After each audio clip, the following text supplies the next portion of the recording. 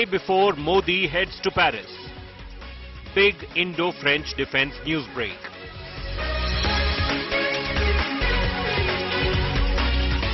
It doesn't get bigger than this.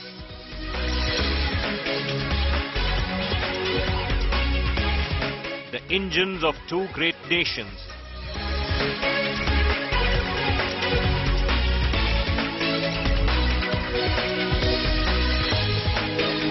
Turbo boost for Indian defense.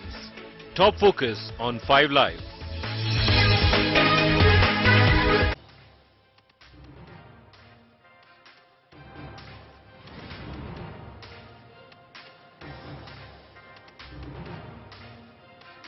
Good evening, viewer. Yesterday here on 5 Live, we told you all about the new Rafale deal that's all set to be announced when Prime Minister Modi is in France. Today on 5 Live, I'm going to tell you that there are 2 more defense deals that are at an advanced stage of talks between India and France that will also likely be announced or at least find mention when the Indian Prime Minister is in Paris. Can't wait to break those down for you right here on the show. Thanks as always for tuning in. I'm Shiv. These are the headlines.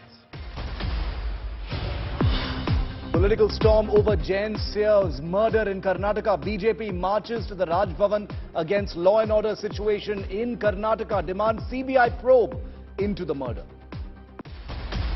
Bengaluru double murder accused arrested. Sabarish, also known as Joker Felix, killed his CEO and MD of a tech startup over professional rivalry. Ahead of the big Maharashtra cabinet expansion, Mahayuti leaders likely to visit Delhi. India Today accesses details of the power sharing formula between the Ajit Pawar faction, Shinde Sena and the BJP. BJP fact-finding committee reaches Bengal amidst poll violence, targets Mamata government over deaths during elections, questions silence of the Congress and the left. National capital on high alert. Yamuna water crosses 207-meter mark. Kejriwal government holds emergency meet. Section 144 imposed in flood-prone areas.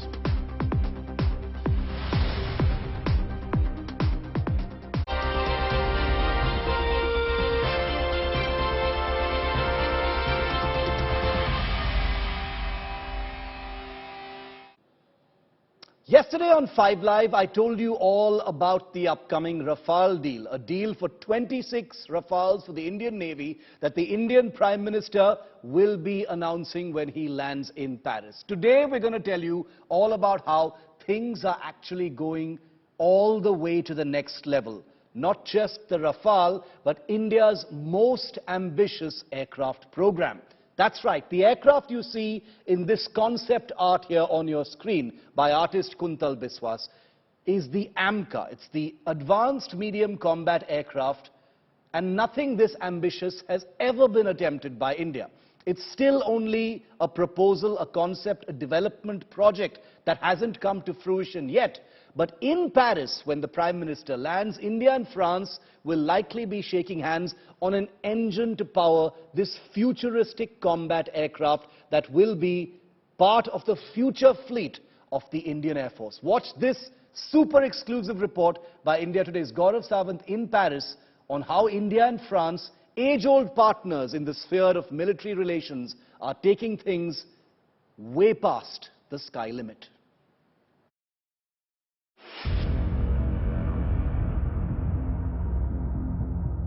It's India's most ambitious aircraft program, aimed at creating a combat stealth fighter comparable with the best in the world.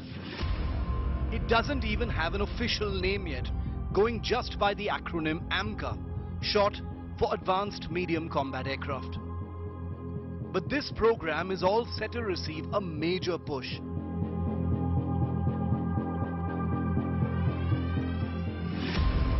Because with Prime Minister Modi in Paris this week, the all-important issue of the engines that will power the AMCA could be sealed.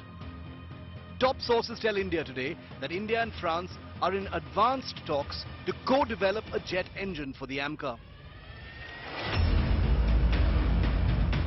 The French partner Safran is the same company that builds the engines that power the Rafale fighters, including those in Indian service.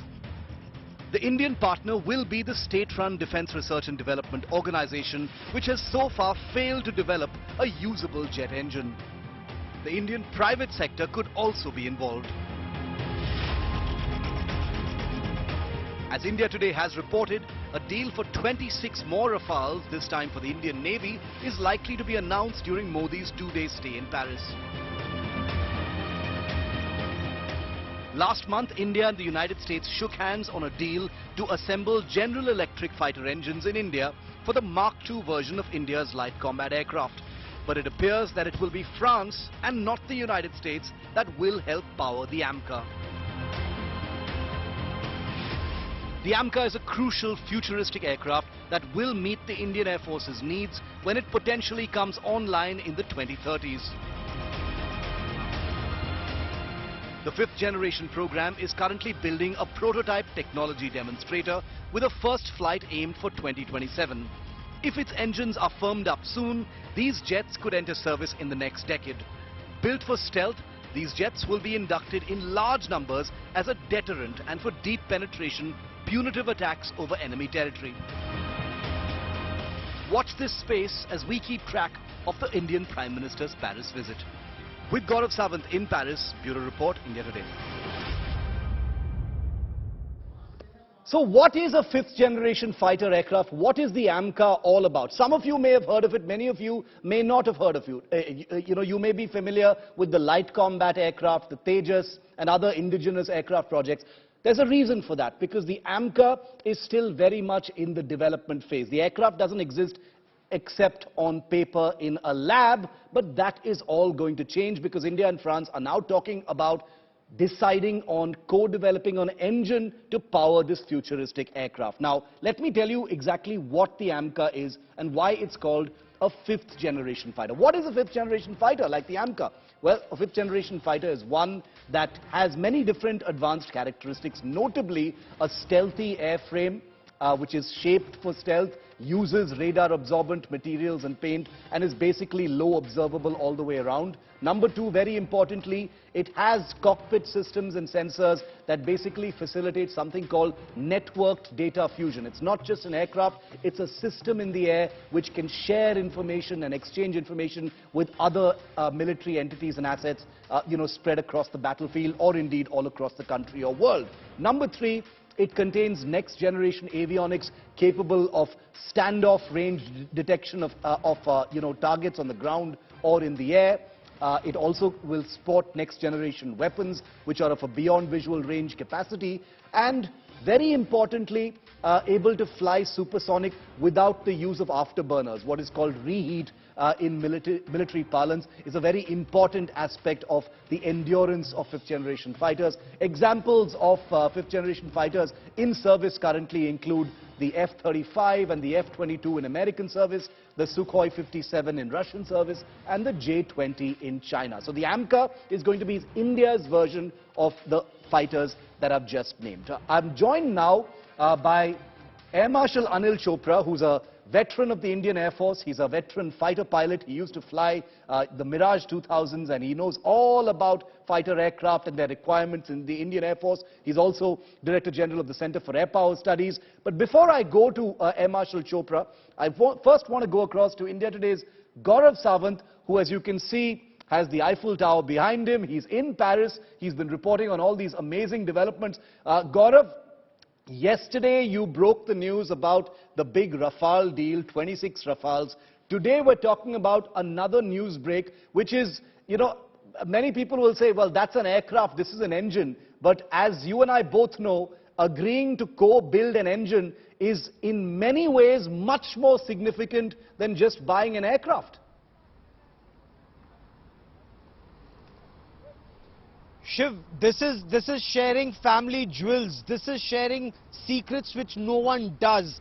Even when India and America talk about building the GE 414 engines in India, there'll be a section that will be built. But here what India and France are talking about, according to top sources, is co-developing an engine from the ground stage itself, from the drawing board stage. You will have engines that will be developed on on paper first. Yes. Then you jointly develop an engine. You also work on metallurgy. Metallurgy, as you and Air Marshal Chopra well know, is extremely significant because that is where that's India's Achilles heel at the moment. Especially when you're talking about not using afterburners for speed, for going supersonic.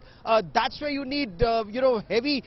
You need metal that will withstand that kind of heat. That heat, that cool. Shiv, it's not just co-developing it, it's co-manufacturing it and then taking it to the next level of co-certification. So you need to have that kind of expertise to be able to certify that that engine is good for use not just by the two of you, but for export to other parts of the world. So this is the level of cooperation that is being envisaged. Future generation, future technology of fighter jet engines, fighter jet where you have your scientists working together in the laboratory, your children studying together in universities, and that is where you take that knowledge all together to the next level. That's the dream that Prime Minister Narendra Modi and the French President Emmanuel Macron hope to realize in the days and years ahead. Like the Indian Space Research Organization did decades ago, they want to do this now with the aviation sector. Very, very significant. I mean, this is, this goes to the very core of an India-France defense relationship.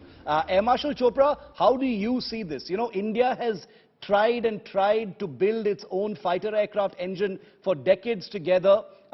We do know that this is a very complicated field of research, and therefore, one shouldn't look down upon India's efforts with the Kaveri engine. But the reality is India has not been able to, succeed in building its own engine. In the light of those facts, this is very significant. India and France coming together to build and co-develop an all-new engine for India's most ambitious fighter project, sir.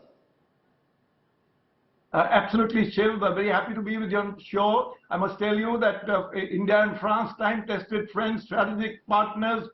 French did not, let us down even during our nuclear, tests.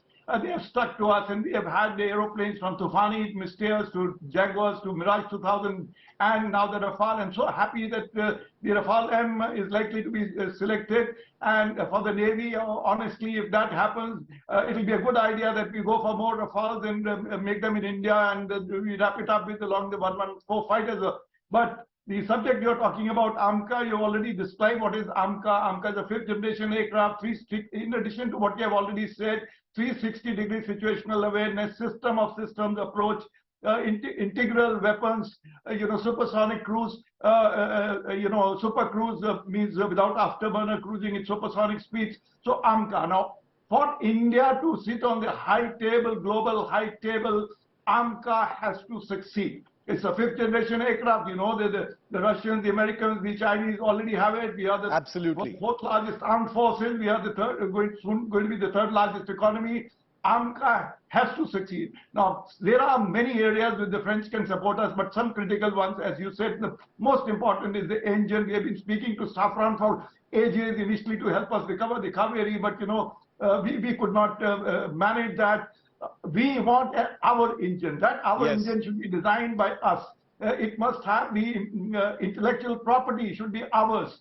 Nobody else. When even we have gone for the 414 for the LCA Mark II, it is going to, by my personal assessment, it at best will be a transfer of production technology. Because the aircraft engine is already flying. That doesn't require new modifications. It only we need to learn how to make those parts for which we'll get the production drawings. But to make an original engine, the French engineers, they have to sit with us. It's going to cost us a little more. It's worth perhaps paying that money, because ultimately that is the only way for our future engines we will be able to get, as rightly mentioned by Gaurav, that there are critical areas. Metallurgy is one weak area. Single pistol blades we don't make. We need help from outsiders.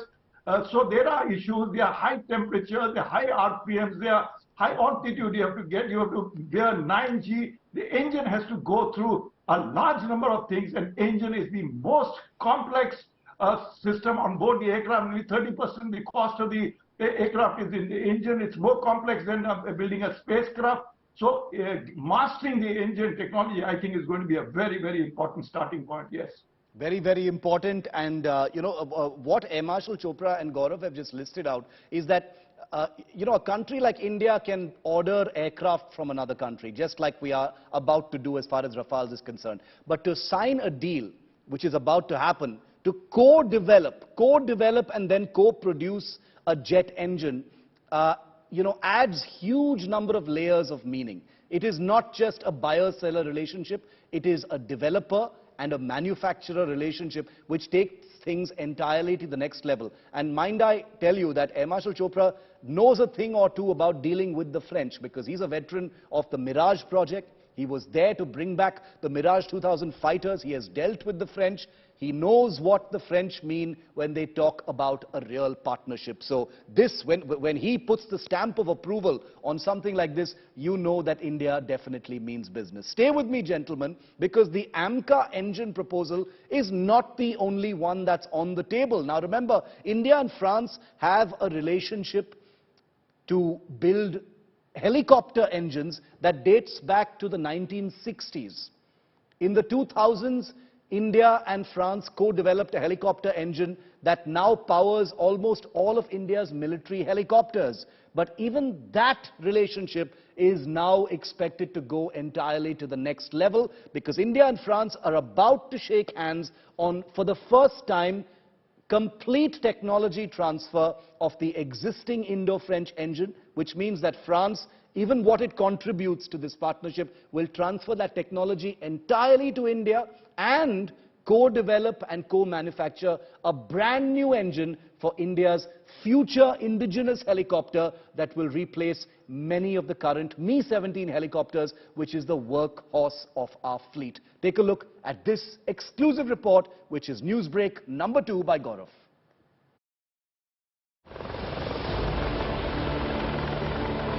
India's Dhruv Advanced Light Helicopter, India's Rudra Weaponized Helicopter, India's Prachand Attack Helicopter. All proud homegrown helicopters in service with the Indian Armed Forces. But there's another thing that unites them. All three are powered by the Indo-French Shakti Ardiden helicopter engine. Nearly 300 of these engines are currently in service across helicopter types, powering India's very own rotorcraft since 2007. But now the old and tested Indo-French partnership on chopper engines is all set to rise to the next level. India's next big helicopter program, called the IMRH, or Indian Multi-Role Helicopter, is in the pipeline via Hindustan Aeronautics Limited. Heavier, more capable than its smaller cousins, and intended to be a future workhorse on par with the current Mi-17 fleet, the IMRH needs a more powerful helicopter engine. And that's where the Indo-French partnership is set to kick into a higher gear. When Prime Minister Modi is in Paris this week, talks are likely to move to an advanced stage on the co-development of this new proposed engine, and will also include total technology transfer of the existing Shakti engine. In other words, a big win for both countries. French technology continuing to power our helicopters, and India gaining from acquiring the entire technology for a true Make in India project. A relationship that began in the sphere of choppers back in 1961 is all set to fly ever higher.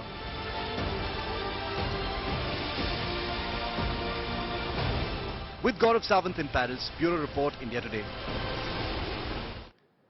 So let me tell you a little bit about the significance of complete technology transfer for existing helicopter engines that India has partnered with France on, and the agreement to build an all-new helicopter engine jointly to power India's future multi-role helicopter. It's very, very significant. Like I said, and I keep repeating myself, this is something that goes way beyond just showing the money and buying aircraft from another country. This is called a partnership. This is called putting money together and jointly developing an engine that each country can actually use. Take a look at the significance now. This is the Indo-French Shakti engine that powers all three of India's active indigenous helicopters in the military. That is the Dhruv, the Rudra, and the one you see in the picture, which is the light combat helicopter, or the Prachand as it is named now. Now, what India and France are talking about right now, and there could be an announcement when the Prime Minister is in Paris, is full technology transfer of the engine that's been built for over 2 decades jointly between India and France. But now, full technology transfer to India is what France is considering. Number 3, India controls the full production of that engine. That's what the end game of the current talks are likely to be. And this visit by the Prime Minister will add a huge boost in that direction. Number 4, as a result of this full technology transfer, India acquires full know-how of helicopter engines. Remember, India does not have a 100% Indian helicopter engine right now for various reasons. It has partnered with France very effectively on the Dhruv, the Prachand, the LUH that's coming up, and the future IMRH will have a variant of this engine which will be pretty new but also a derivative. But finally, this is a big leap, viewer. This is a huge leap, because what India and France will now do is co-develop a new engine for that future helicopter. And it's a very, very ambitious task. It's a very complicated task. It requires a lot of money, requires a lot of know-how between the two countries, but they do have a lot of experience, like I said, dating back to 1961. Gaurav, the helicopter relationship between India and France is almost as old as the combat aircraft relationship. Dates back to the 1960s. Large parts of India's helicopter fleet have always been of French origin. So this is very big. Total technology transfer of helicopter engines and an agreement to build an all-new engine for India's future multi-role helicopter.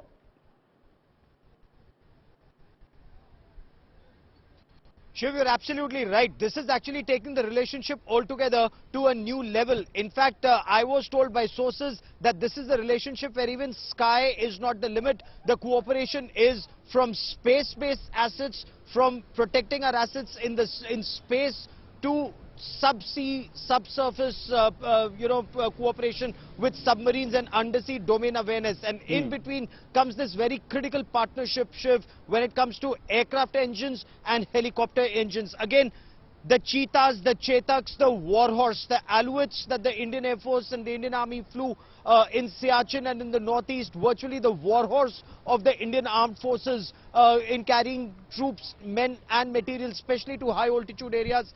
You, Air Marshal Chopra, and I have all flown on board these Chetaks and Cheetahs in Siachen and in the northeast. Now, these Hepters will come with more powerful engines, and those more powerful Shakti engines will be completely manufactured in India. Again, Shiv, the Prime Minister's focus, from what sources were telling India today, was certification in India, so that future generations are able to not just have the know-how, but certify this is the best, and certification that the world will appreciate for export in future. So big dreams, small steps being taken to realize those massive dreams to make India a very big military hardware manufacturing powerhouse.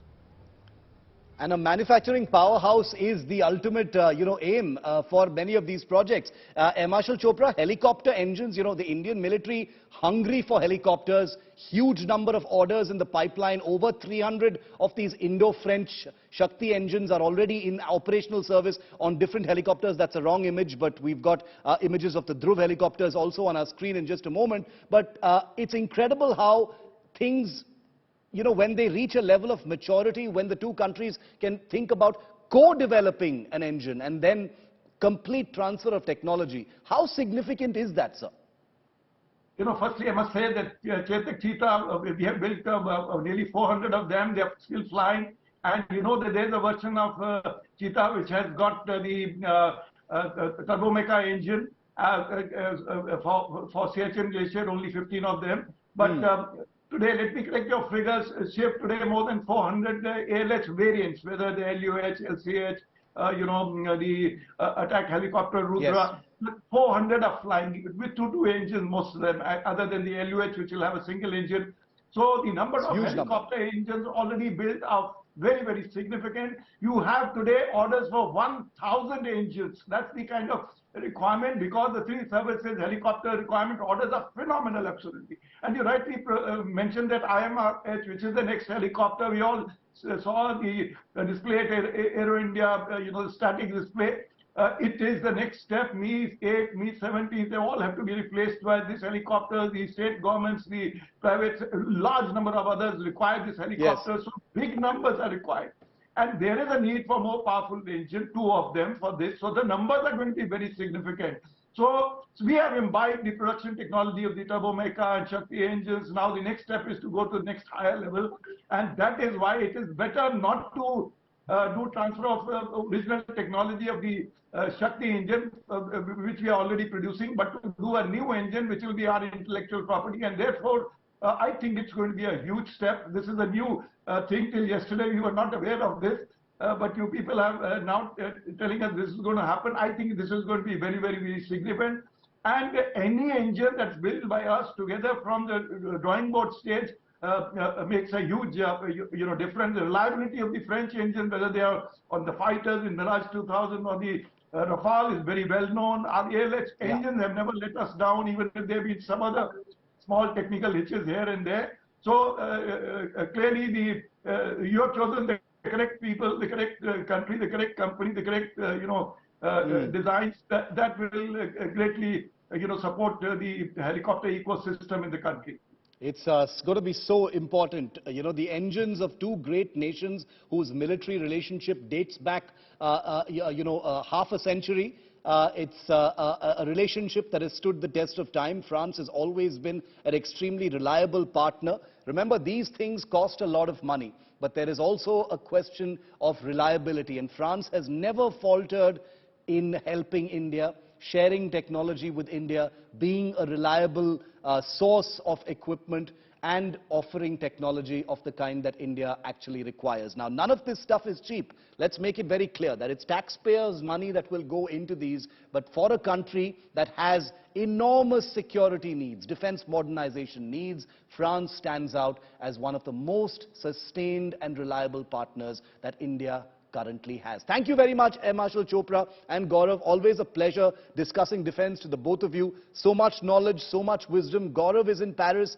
Prime Minister Modi will be landing tomorrow. The Rafale deal, the submarine deal, these 2 partnerships, all of them will find mention at some level or the other, or be taken forward by the Prime Minister and President Macron. And of course, we'll have live coverage through the day for you by Gaurav there in Paris, by me here and our team. Thank you very much to the both of you for joining me on this. Now I want to take you through some of the best images that have emerged from the beautiful city of Paris right ahead of Prime Minister Modi's visit.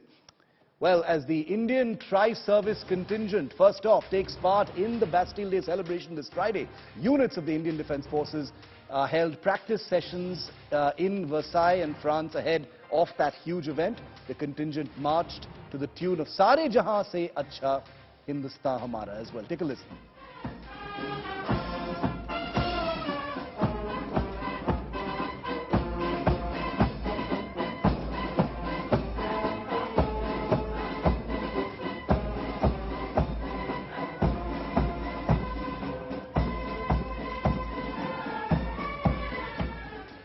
Meanwhile, soldiers of the Punjab Regiment of the Indian Army chanted slogans like Jo Bole So Nihal Sat Sri Akal, the Indian Army ki Jai, Bharat Mata ki Jai. Listen to this. This is in Paris earlier today.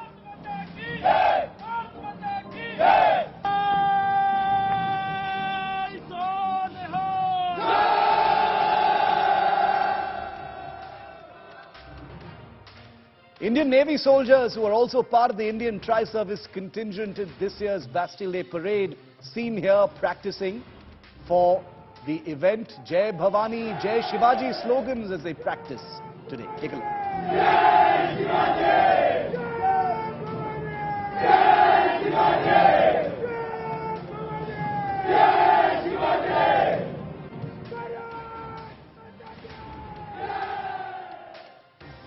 And these are images of the inside of the Hotel Plaza Athene in Paris, where the Prime Minister of India will be staying. Prime Minister Modi is expected to meet several industrial and political honchos right here in this super luxury hotel in Paris.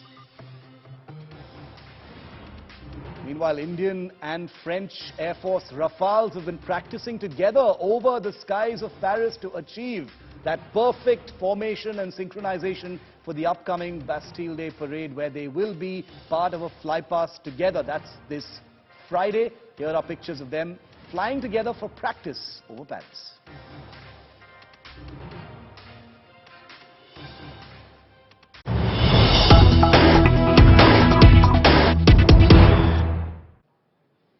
And we're also told in this breaking news that we're bringing to you that the Prime Minister in Paris is being accorded a very rare honor that isn't extended to many dignitaries at all. Prime Minister Modi is to be the only dignitary present this year for the Bastille Day parade in Paris. In the past, France has extended invitations to multiple leaders at the same time to the parade, but this time Prime Minister Modi will be the only world leader who will be there as a guest of honor. So not multiple leaders as guests, only a single leader, and Prime Minister Modi is being extended that honor, reports our Foreign Affairs editor, Nita Mohan.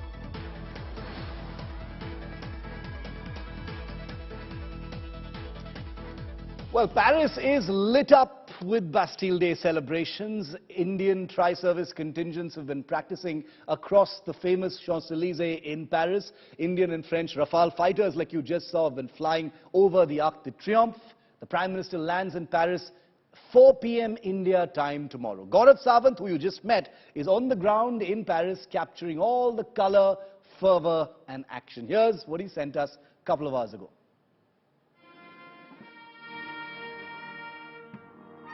The streets of Paris are abuzz with excitement in anticipation for Prime Minister Modi's visit to France. Preparations are underway for the upcoming Bastille Day parade in Paris. And India today has been given exclusive access to these historic preparations.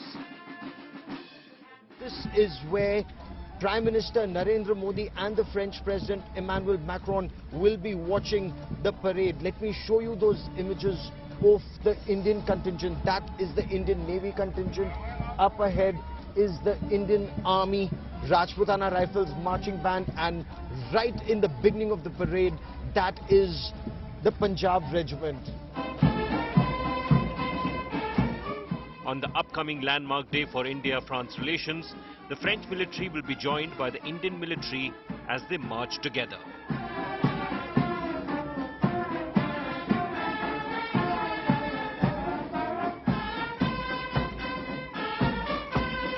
More than 6,000.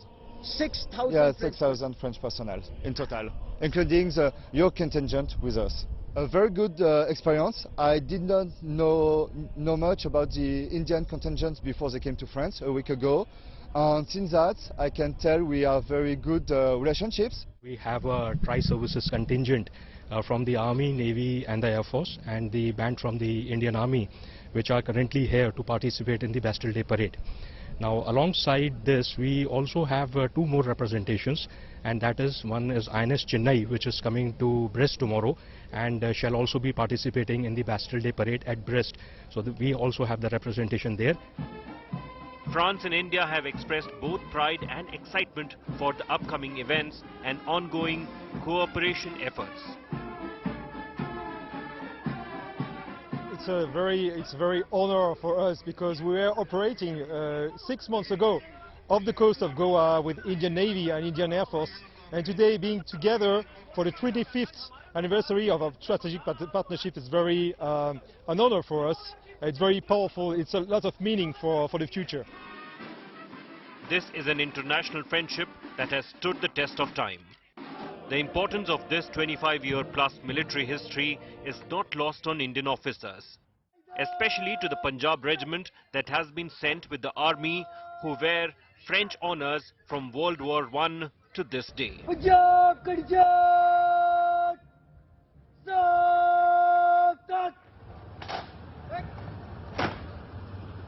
More than 900 soldiers from the Punjab regiment shed their blood on the soil of this very own territory that we are standing right now.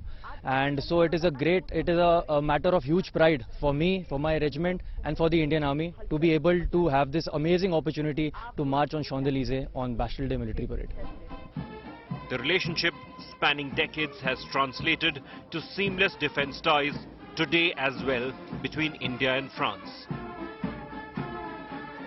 We have the old helicopters from the French, and we've taken the, for suppose Alouette helicopter, we've taken the Alouette helicopter and we've changed the engine to our own powerful engine, and then we've converted into something called Cheetal. And Cheetal is something that flies at the highest battlefield, and that is what is sustaining all the troops at the Siachen Glacier. With Prime Minister Modi as the chief guest in the upcoming parade, India and France will honor their golden past and are looking at an even more prosperous future. With Gaurav Sawant in Paris, Bureau Report, India Today.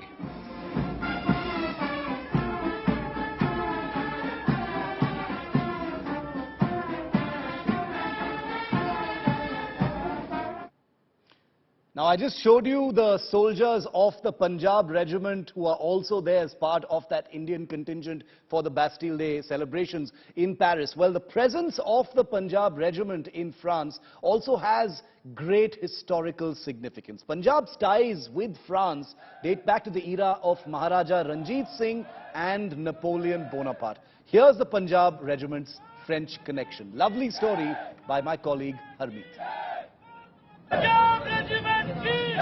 The cries of Bole So Nihal ring through France.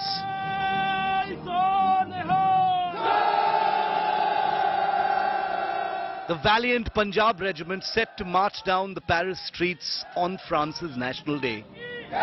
An enduring testament to ties that date back to the reign of Napoleon Bonaparte of France and Maharaja Ranjit Singh in Punjab. Both contemporaries separated by 5,000 miles. A great strategist himself, the Maharaja began the Europeanization of his military warfare in 1822.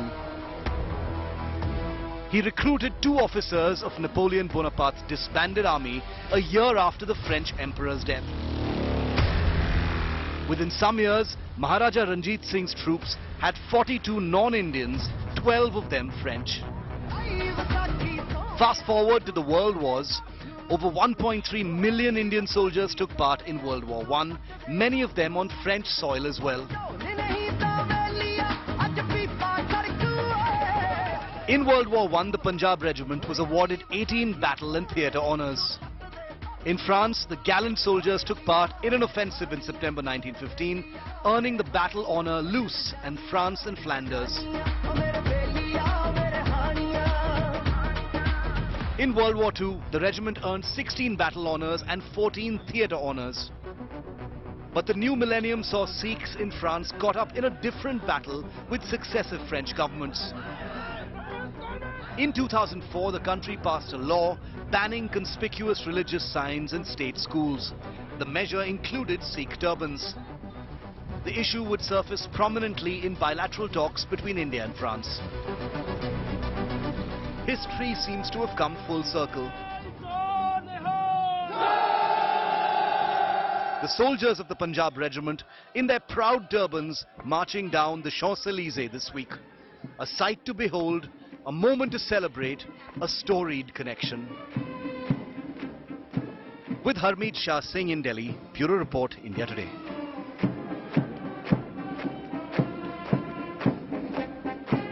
And the man who's a treasure trove of all that historical knowledge is my esteemed colleague Harmeet Shah Singh, who filed that story for us. He joins me live. Harmeet, amazing, you know, history coming full circle after a few centuries. So much meaning, you know, in the video and audio that we just played out. Yes, absolutely. It is indeed a visual treat to see the Punjab regiment marching down the streets of Paris for the French National Day, given the recent and distant history between the French and the Sikh community. As I mentioned in the story that, you know, these ties date back to Napoleon Bonaparte and Maharaja Ranjit Singh's era. And then we saw this, turban ban. I mean, it was an accidental ban. The law was mainly targeted at Wales, yes, at state schools, but the turbans got caught into it because Shiv, secularism in France is slightly different from what we practice here in India. There they don't really encourage conspicuous symbols of faith in public institutions. That said, now that ban is still in place, but this moment is high on symbolism. Given the kind of visuals that have come up, you see the Punjab regiment chanting Bole So Nihal Sat Sri Akal on French soil and reviving all those memories of historical ties and storied connections. A big shock for India's online gaming industry. It's been received with a great deal of dismay and anger by what is being seen as only a 10-year-old industry that was on an upswing. A day after the GST Council of the government bowled a tax googly at India's online gaming industry, the move has led to fears that this could be a killer blow for this upcoming sector. Here's why online gaming, an industry estimated to be about 25,000 crore rupees here, has been sent back to the pavilion by an umpire in a repeat of how the crypto sector was taxed into oblivion just 2 years ago. Listen into what the finance minister has said on these decisions taken. Online gaming, horse racing and casinos will be taxed. They will be taxed at 28%, each one, and they will be taxed on full face value.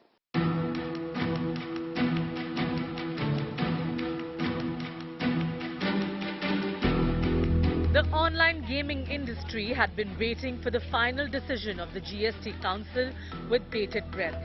And on Tuesday, the centre state body of the finance ministers dealt the sector a killer blow.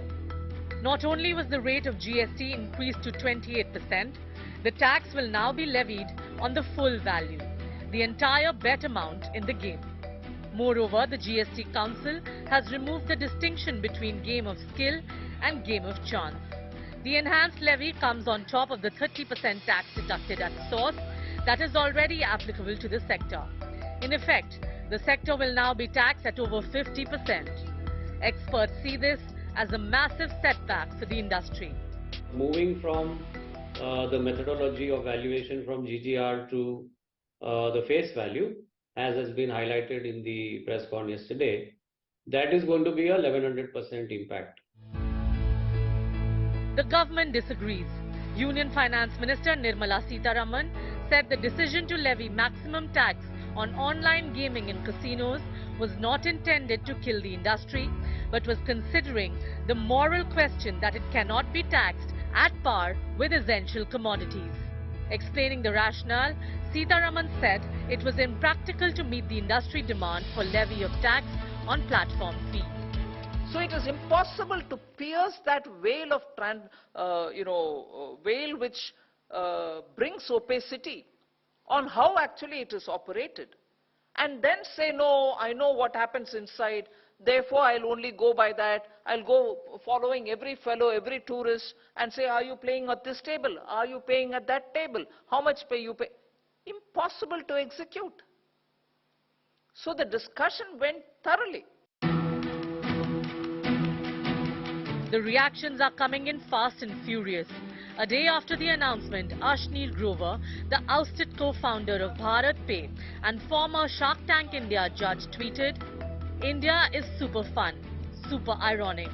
Uncles sipping on their drinks, smoke in hand, bragging about how they made their fortunes in land speculation by putting their cash to good use, planning their next casino trip to Macau and passing judgment on online gaming and how it's spoiling the youth. Would love to see government introduce 28% GST and 20% TCS on land purchases." Bureau Report, Business Today TV.